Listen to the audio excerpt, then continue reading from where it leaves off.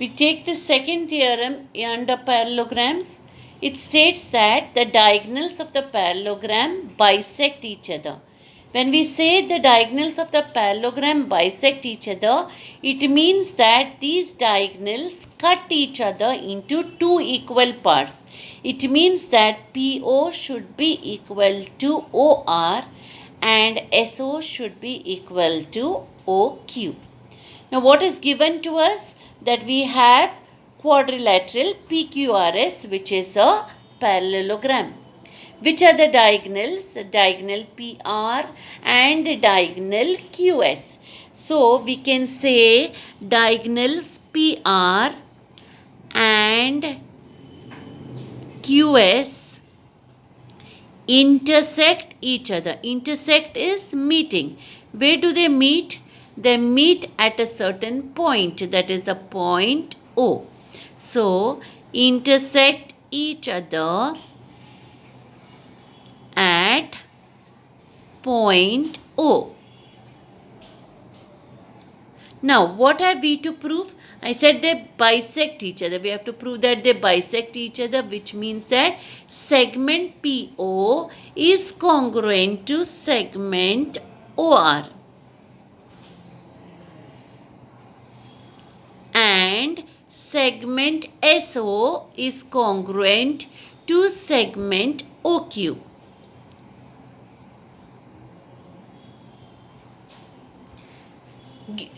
After writing this, we see that if you look at these segments, they are in these types of the triangles, right? The smaller triangle. So we don't take a bigger triangle. We take these smaller triangles and then try to prove. That is, we take here triangle POS and triangle ROQ, prove that they are congruent to each other, and then say therefore segment PO is congruent to segment OR and segment SO is congruent to segment OQ by the CSCT test. Okay, so now we go to in triangle POS and triangle ROQ. Now you'll see here, again here we know that PS is parallel to QR. So side PS parallel to side QR and SQ is the transversal. So what happens? We have a pair of alternate angles. What are the pair of alternate angles? We can name them as angle PSQ is congruent to angle SQR. So angle PSQ is congruent to angle SQR.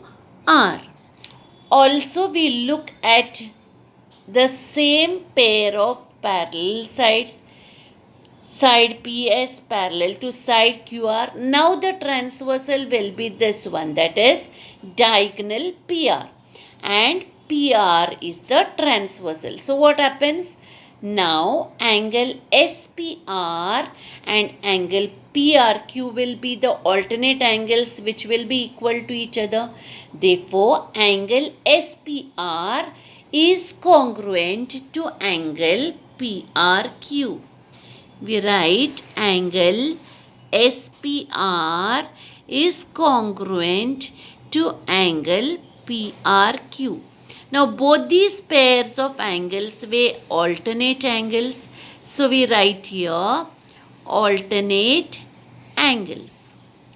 Now in addition to these alternate angles, we also have one pair of sides which are equal to each other.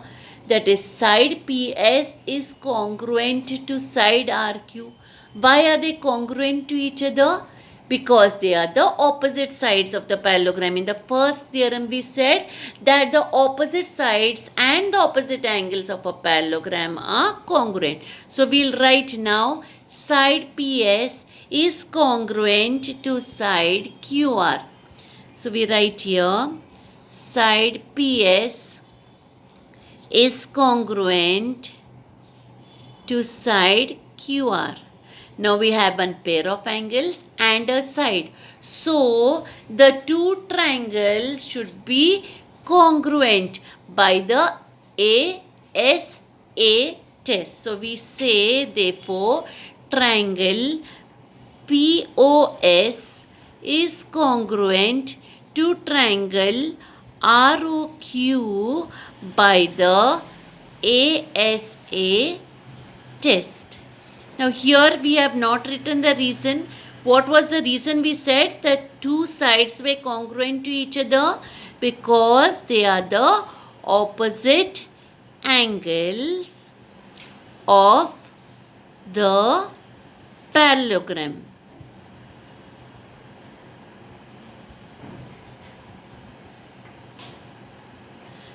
Okay, therefore, we said that the two triangles are congruent, and I told you once we say the two triangles are congruent, we can say that these segments are congruent to each other. Which segments? Which we had to prove. So, what had we to prove? Segment PO congruent to segment OR. Segment PO congruent to segment OR, and the other pair is segment SO congruent to segment OQ. Right here, segment SO congruent to segment OQ. What is the reason we said we will say? By corresponding sides of congruent triangles, that is C, S, C, T.